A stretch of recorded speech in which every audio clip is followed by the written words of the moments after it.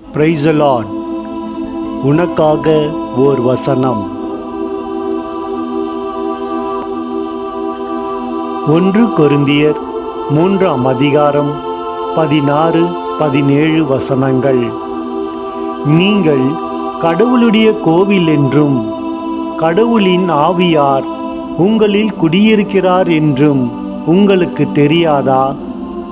ஒருவன் கடவுளின் கோவிலை அழித்தால் கடவுள் அவரை அழித்து விடுவார். ஏனெனில் கடவுளின் கோவில் தூயது, நீங்களே அக்கோவில். ஆமென்.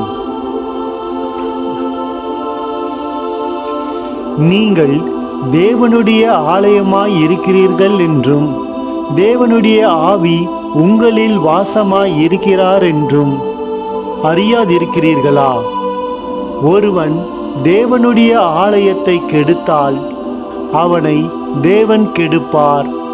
தேவனுடைய ஆலயம் பரிசுத்தமாய் இருக்கிறது, நீங்களே அந்த ஆலயம். ஆமென்.